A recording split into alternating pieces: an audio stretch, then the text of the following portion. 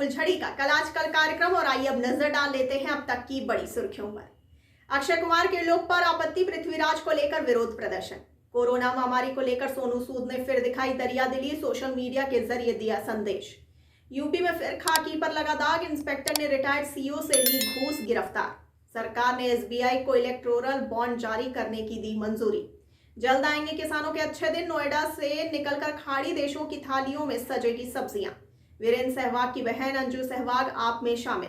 दिल्ली के अलावा महाराष्ट्र, राजस्थान में ओमिक्रॉन का कम्युनिटी स्प्रेड, सूत्र ने कहा। स्वास्थ्य मंत्री ने 6 जनवरी 2022 से पहले नीट पीजी काउंसलिंग शुरू करने का आश्वासन दिया, आईएमए अध्यक्ष ने कहा। ऑस्ट्रेलिया में कोरोना के टूटे सारे रिकॉर्ड, एक दिन में 32,000 से ज्यादा मामले।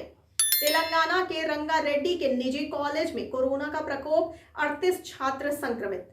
यूपी चुनाव में हार के डर से बीजेपी विपक्ष पर छापे मारने के लिए एजेंसियों का दुरुपयोग कर रही है, सपा सांसद ने कहा। विपक्ष को निशाना बनाने के लिए केंद्रीय एजेंसियों का दुरुपयोग कर रही है बीजेपी, आईटी छापे पर अखिलेश यादव बोले। खराब मौसम की वजह से कानपुर देहात नहीं पहुंच पाए सीएम योगी, फोन से किया संबोधन। गुजरात में नए साल से पहले अलर्ट, शराब पीकर गाड़ी चलाने के आरोप में 800 से ज्यादा लोग गिरफ्तार। मेजर ध्यानचंद स्पोर्ट्स यूनिवर्सिटी की आधारशिला रखने 2 जनवरी को मेरठ जाएंगे मोदी।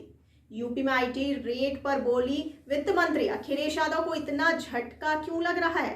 कल से पर्यटकों के लिए बंद रहेगा राष्ट्रपति भवन और उसका म्यूजियम। रायबरेली में सीएम योगी के साथ मंच पर मौजूद कांग्रेस विधायक राकेश सिंह बीजेपी में हो सकते हैं शामिल। कोविड-19 मामलों में स्पाइक के बीच राष्ट्रपति भवन का दौरा, राष्ट्रपति भवन संग्रहालय 1 जनवरी से आम जनता के लिए बंद है। गुरुग्राम में ओमिक्रॉन के 17 नए मामले, पिछले 48 घंटे में मिले 33 मरीज। फिलीपींस में टाइफून राय से मरने वालों की संख्या 400 के पार। संयुक्त राष्ट्र की मानवीय एजेंसी फिलीपींस के लिए तूफान राय सहायता में 107 मिलियन अमेरिकी डॉलर जुटाने के लिए तैयार है।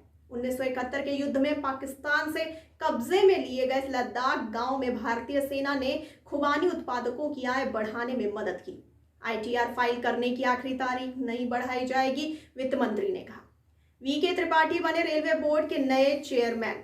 2021 में पाकिस्तान के 19 समेत 171 आतंकवादी मारे गए, आईजीपी कश्मीर ने कहा। मत भूलो कि रामलला तंबू में क्यों रुके जिन्होंने कार सेवकों को गोली मारी, अमित शाह ने अयोध्या में कहा। छत्तीसगढ़ के सुकमा जिले में सीआरपीएफ की कोबरा यूनिट और नक्सलियों के बीच मुठभेड़ जारी है। अयोध्या में बोले अमित शाह, बुआ बबुआ ने यूपी को पीछे किया। केंद्रीय एजेंसियों के विपक्ष पर कार्रवाई में हस्तक्षेप की मांग को लेकर राष्ट्रपति और ईसी से मिलेंगे अखिलेश यादव। आशा कार्यकर्ताओं को सीएम योगी ने दिया नए साल का तोहफा, हर महीने 700 की जगह मिलेगा 1500 रुपए मानदेय। कैब 3 से 5 जनवरी से बंगाल के खिलाड़ियों के लिए निःशुल्क चिकित्सा शिविर आयोजित करेगा। निर्मला सीतारमण ने दिल्ली में 46वीं जीएसटी परिषद की बैठक की अध्यक्षता की। उत्तर प्रदेश चुनाव से पहले प्रदेश में ताबड़तोड़ छापेमारी, एसपी प्रमुख अखिलेश यादव बोले चुनाव में बीजेपी एजेंसियों को भी बुलाती है। राहुल गांधी ने केंद्र पर साधा निशाना, कहा देश की सुरक्षा के लिए कड़े फैसले चाहिए, खोखले शब्द नहीं। पीयूष जैन से समाजवादी पार्टी का कोई संबंध नहीं, अखिलेश यादव ने कहा। यूपी में प्राथमिक स्कूलों के 6000 शिक्षकों को अगले सप्ताह मिलेंगे नियुक्ति पत्र। कोरोना संकट, गौतम बुद्ध नगर के 8वीं तक के सरकारी स्कूल 15 दिन के लिए बंद। मनोज कुमार भारती इंडोनेशिया में भारत के दूत, समवर्ती रूप से तिमोर लेस्ते में राजदूत के रूप में नियुक्त। चीन को बढ़ना बंद करना चाहिए, संघर्ष को सुलझाने के लिए सकारात्मक कार्य करना चाहिए, तिब्बत ने कहा। भारतीय नौसेना ने कवरत्ती के पास 3 नागरिकों को डूबने से बचाया। शरद पवार का दावा, 2019 में पीएम मोदी चाहते थे एक साथ आए बीजेपी और एनसीपी। गृह मंत्रालय ने फ्री ओमिक्रॉन टेस्ट की पेशकश करने वाले साइबर अपराधियों के खिलाफ एडवाइजरी जारी की। कर्नाटक में ओमिक्रॉन के 23 नए मामलों की पुष्टि। सेंसेक्स 459 अंक चढ़ा, 221 में 22% की उछाल। अमित शाह बोले योगी राज में यूपी से गुंडे पलायन कर गए। सपा प्रमुख अखिलेश बोले बीजेपी को हार का डर सता रहा है। आईएमडी ने अगले 2 दिनों के दौरान तटीय तमिलनाडु, पुडुचेरी में भारी बारिश की भविष्यवाणी की। लद्दाख में 4.0 तीव्रता का भूकंप। पूर्वी इंडोनेशिया में 7.3 तीव्रता का भूकंप। लखनऊ में भी इत्र कारोबारी के यहाँ छापेमारी, मोहसिन के घर पहुंची आईटी टीम। पुष्पराज जैन का 18 कंपनियों से कनेक्शन, रिकॉर्ड खंगालने में जुटे अधिकारी।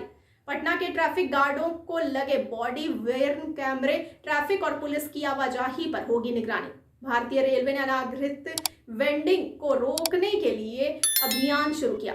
आगरा में ताजगंज से एटीएम मशीन चोरी करने के आरोप में 3 गिरफ्तार, 5 लाख रुपए बरामद। कानपुर आईटी रेड में रंगे हाथों पकड़े गए, इसीलिए हिल गए हैं पूर्व मुख्यमंत्री, बोली वित्त मंत्री निर्मला सीतारमण। ओडिशा कैबिनेट ने शिक्षा, शहरी विकास, पंचायती राज से संबंधित 9 प्रमुख प्रस्तावों को मंजूरी दी। आम आदमी पार्टी से जुड़ी धाकड़ बल्लेबाज वीरेंद्र सहवाग की बहन अंजू सहवाग दिल्ली में ली सदस्यता। 40 रुपए तक घटाए गए खाद्य तेल के दाम। ONORC के तहत लोगों को मिली 34,000 करोड़ रुपए की सब्सिडी। भारत के कोविड-19 टीकाकरण कवरेज के रूप में मनसुख मंडाविया कहते हैं, एक महानोट पर 2021 का अंक 145 करोड़ से अधिक है।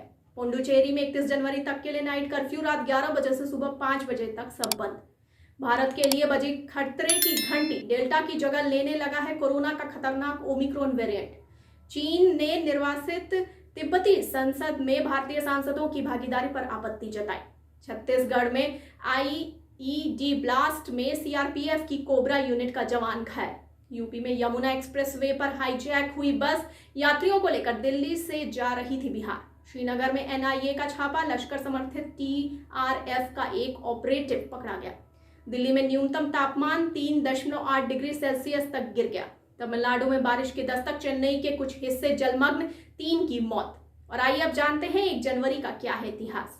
सन 1664 में छत्रपति शिवाजी ने सूरत अभियान शुरू किया था। सन 1978 में एयर इंडिया का बोइंग 747 हादसे का शिकार हुआ था। इस विमान में सवार सभी 213 लोगों की मौत हो गई थी। 2001 में कलकत्ता का नाम आधिकारिक तौर पर कोलकाता हुआ था। सन 1971 में टेलीविजन पर सिगरेट विज्ञापनों का प्रसारण प्रतिबंधित किया गया। सन 1964 में राजेंद्र सिंह जी जडेजा भारतीय सेना के पहले सेनाध्यक्ष थे। सन 1937 में भक्ति सिद्धांत सरस्वती ठाकुर एक गौड़ीय वैष्णव हिंदू गुरु, आचार्य और 20वीं शताब्दी के शुरुआती पूर्वी भारत में पुनरुत्थानवादी थे। ये थी अब तक की बड़ी खबरें। आगे खबरों के लिए देखते रहिए द फुलझड़ी और साथ ही हमारे चैनल को लाइक, सब्सक्राइब और शेयर करना ना भूलिए। और मुझे दीजिए इजाजत। धन्यवाद।